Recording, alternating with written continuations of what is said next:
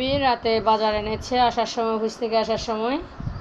আমি বাজারটা থলে থেকে বেরও করিনি, এখন আমার মেয়ে বের করবে। লাউ এনেছে, মস্ত বড় একটা লাউ এনেছে। লাউটা আমি মসুর ডাল দিয়ে রান্না করব, আর খোসাটা আলু দিয়ে ভাজি করব।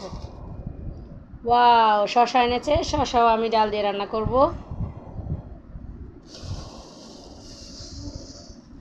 কাঁচামরিচ এনেছে, এটা আমার মেয়ে ডাটাগুলো বেছে রাখবে। কাঁচামরিচ দিয়ে ভর্তা খেতে বা ভাজি করতে ভীষণ ভালো লাগে। এখানে অনেক কিছুই আনা হয়েছে। কুলো কুলো এখানে গাটি কচু এনেছে, টমেটো দেখতে পাচ্ছি, কাঁকরোল দেখতে পাচ্ছি, বরবটি দেখতে পাচ্ছি।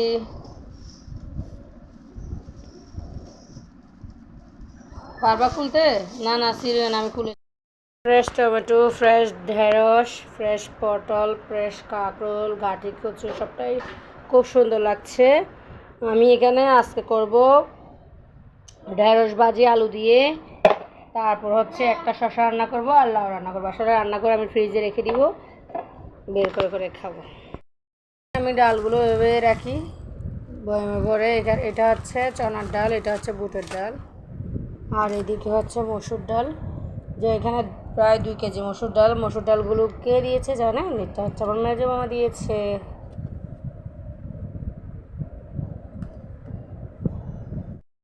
এগুলো কেটে নিয়েছি ভাজি করার জন্য। এখানে আমি পেঁয়াজ আর কাঁচামরিচ, আর সবাই কত ধরনের আগে ম্যাজিক মশলা এসে ইউজ করে, আমি কখনো ইউজ করিনি। আজকে আমি ইচ্ছে করলো আমি একটা কিনে নিই, শিল্পীকে গিয়ে একটা ম্যাজিক মশলা আর একটা হচ্ছে রাঁধুনি স্বাদ মিশালি সিজনিং মিক্স কিনে এনেছি। দেখি আজকে একটু ভাজিতে অল্প করে দিব, কেমন হয় টেস্ট। আমি এমনি সাধারণভাবে যেভাবে রান্না করে ওইটা টেস্ট নাকি এটা অ্যাড করার পর আর একটু টেস্ট ভালো, এটা একটু দেখ। এখন আমি তেল দিয়ে নিব।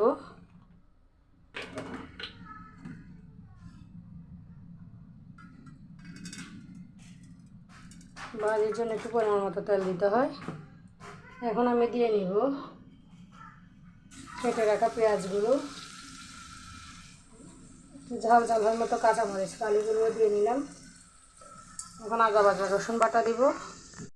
আদা বাটা, রসুন বাটা, হলুদ গুঁড়ো, জিরে গুঁড়ো, ধনিয়া গুঁড়ো সব দিয়ে নিলাম। কেটে রাখা ঢেঁড়সগুলোও দিয়ে নিলাম। আসলে কারেন্ট নাই, ওই জন্য আলুও নেই।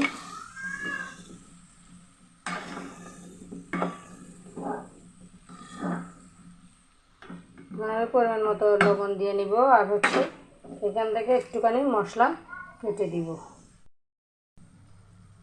এই যে আমার ভাজি হয়ে গিয়েছে আলহামদুলিল্লাহ।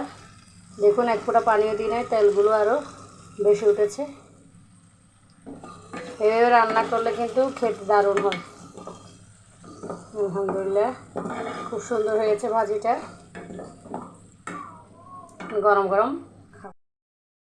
মসুর ডাল ধুয়ে রেখেছি 1 কাপ, আর এখানে অর্ধেক লাউ কেটে নিয়েছি। মসুর ডাল দিয়ে লাউ দিয়ে রান্না করব। পাতিল দিয়ে পেঁয়াজ, একটা বড় সাইজের পেঁয়াজ আর আদা বাটা রসুন বাটা দিয়েছি।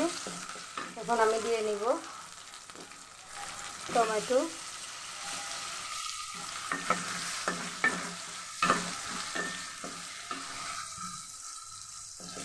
কাঁচামরিচ ফালিটাও দিয়ে নিব।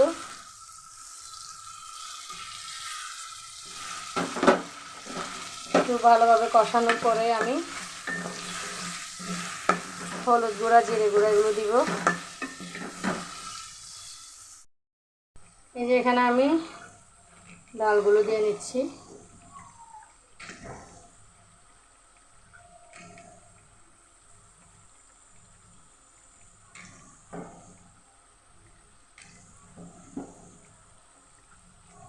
বেশি করে ডাল না দিলে আমার ভালো লাগে না লাউ রান্নাতে।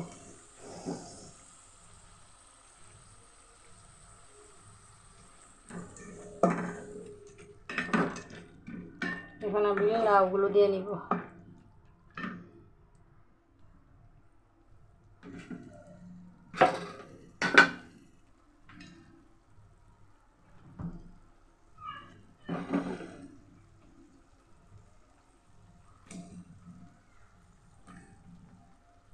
এই যে এখান থেকে দিয়ে নিচ্ছি।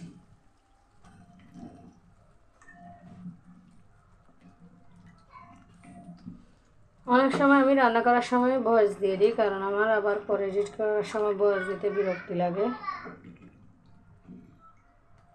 অনেক সময় বাচ্চারা চিল্লাচিল্লি করে, এটাও আপনারা শুনতে পান। এখানে এভাবে ইয়ে করবো, কারণ ডালটা ফুটতে হবে। আমার লাউ হয়ে গিয়েছে আলহামদুলিল্লাহ।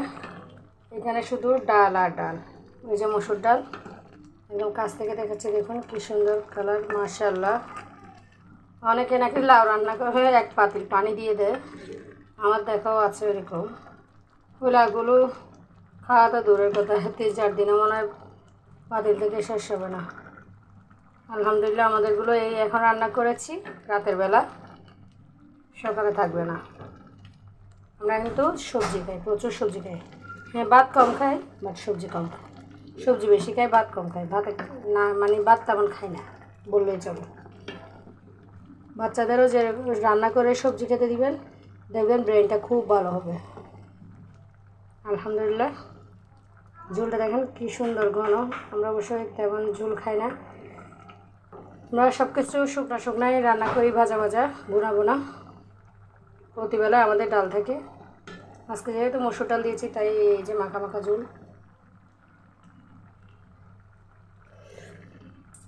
মাশাআল্লাহ অসাধারণ হয়েছে, অসাধারণ। নিজে রান্না করছি বলে বলছি না, মাশাআল্লাহ। লাউ লাউয়ের খোসা দিয়ে আলু দিয়ে খোসা ভাজি করছি, লাউয়ের খোসা ভাজি। এখানে খেতে দারুণ হয়। এখানে আমি একটা পেঁয়াজ কেটে, একটা টমেটো, 5-6টা কাঁচামরিচ দিলাম। ভালোভাবে কষিয়ে আমি আদা রসুন বাটা দিব, তারপর ভাজিগুলো দিয়ে নেব। আদা রসুন বাটা, পেঁয়াজ, তারপর নুন, হলুদ, জিরে গুঁড়া দিয়ে দিলাম। এগুলো ধুয়ে নিয়েছি, এখন আমি দিয়ে দিব। আলু আর খোসা, লাউয়ের খোসা হয়ে আসলে অবশ্যই আপনাদেরকে দেখাবো।